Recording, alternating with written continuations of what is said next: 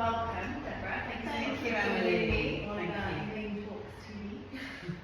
And I wanted to get you in here today to talk to you about your creative process and your inspirations, and also to introduce this really exciting exhibition happening here, the South Devon Impressions. Art Very inspired excited, by- yeah, great. So it's all art that's inspired by local landscape, so it'd be really great to understand what it is that really fires you up, that really ignites that passion for your creative process. Oh no, absolutely. Well, I mean, just living in Southampton is beautiful. I mean, it's just gorgeous, and that inspiration is instant. You know, it's being the sea around you. It's an incredible community to be a part of, and I myself would just love nature. Couldn't be happier. Walking on the beach, swimming with the mermaids in Little Cross is my thing. But yeah, most of the work that I do obviously is inspired by living. You know, this is from the Lee, for example. So it's always camera in hand, and I love, you know, just stopping in nature, capturing what I see.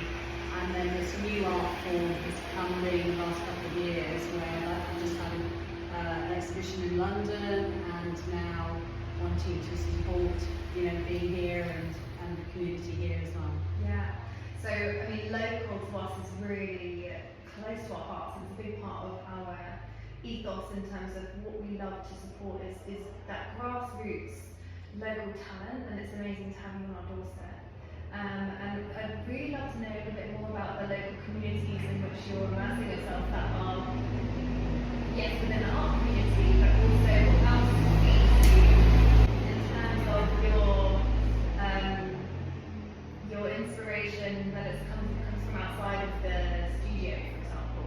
Yeah, so I think it's almost less and less becomes in the studio, and there's a huge part of, I think, as any photographer knows, doing the editing process. But me at my happiest is, well, for example, yesterday it was capturing roses, which is a friend's just down the road, and it's sort of like, quick before it starts raining again. But I suppose personally, you know, I love swimming in the sea. It's a big part of my life.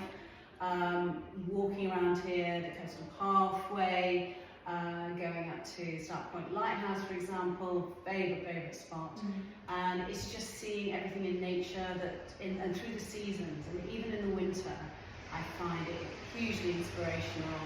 You know, it's twigs, it's dried leaves, it's all of those things, because everything's absolutely alive at the moment. So, at my busiest. Yeah, and it's that thing, isn't it? Kind of your work is inspired by nature, and it's interesting to see that reflected in our own tendencies. Like the quiet, calm hibernation time of winter is really amazing for that creative process. It is. It needs that stillness in order for it to burst up and flourish like it does in spring and summer.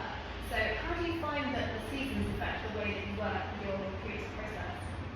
It's really interesting. I mean, I find in the winter especially, I'm driving along, you know, narrow little lanes, and it's like the skeleton of a tree.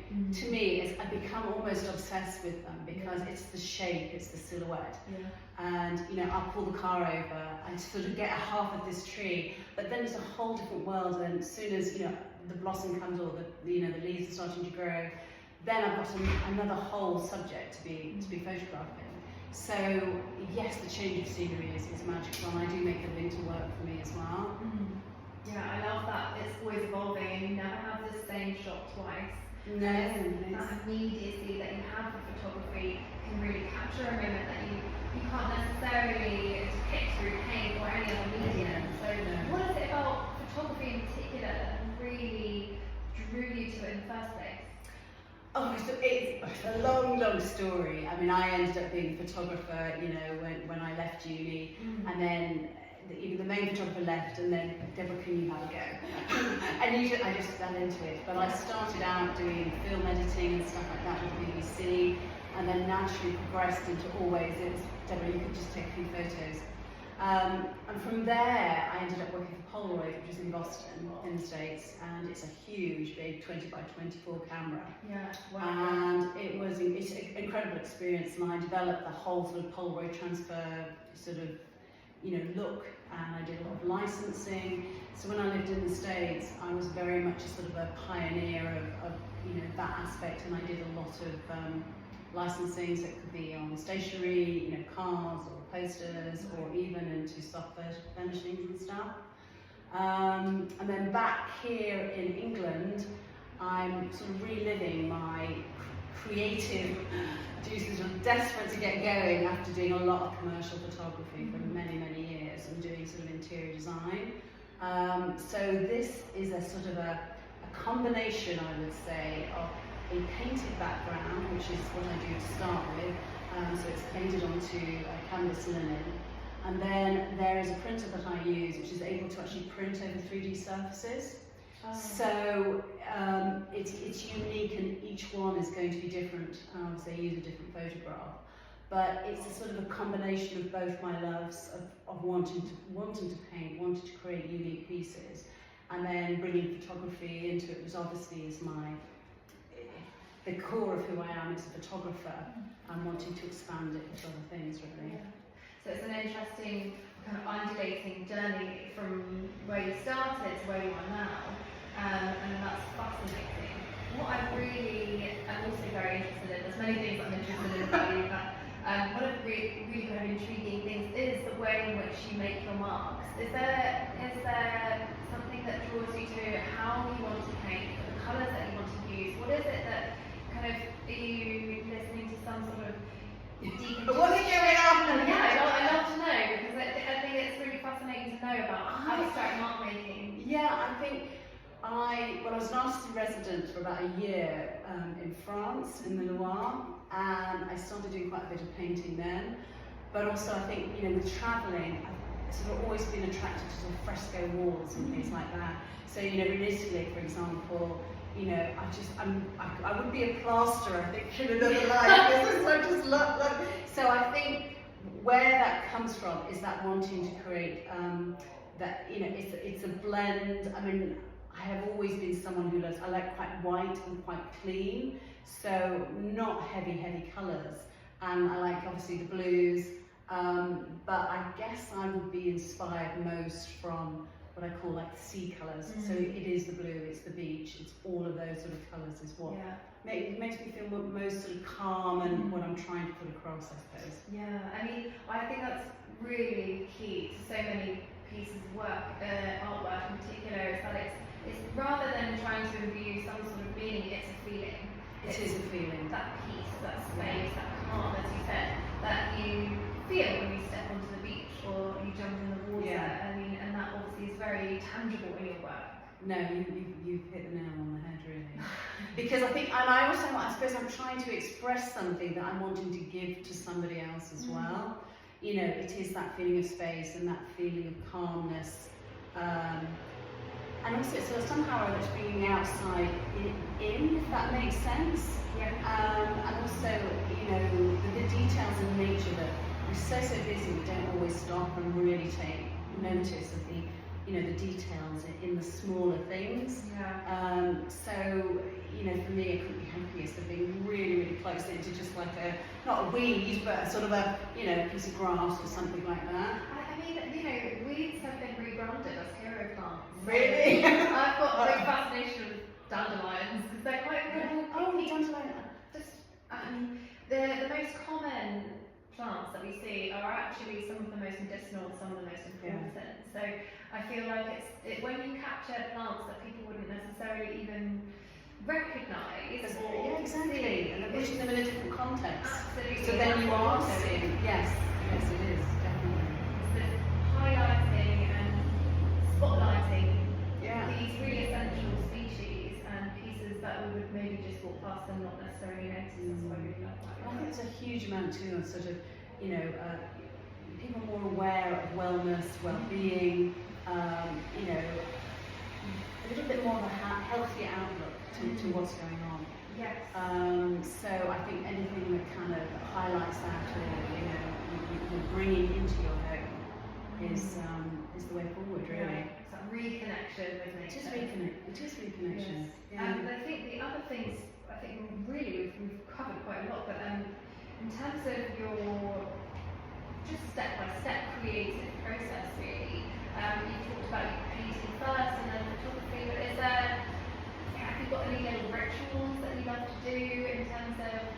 I'll tell you the funniest one. Oh yeah, love to know. Is I tend to talk to what I'm photographing. Great. But I mean, yesterday when I was shooting, I'm actually talking to the road who's like, you should just stay still for it, you look fabulous, you look really, really great, just hold it there. But I think, and I sort of feel guilty if I've actually had to pick something and bring it into the studio, or, and sort of actually pick flowers.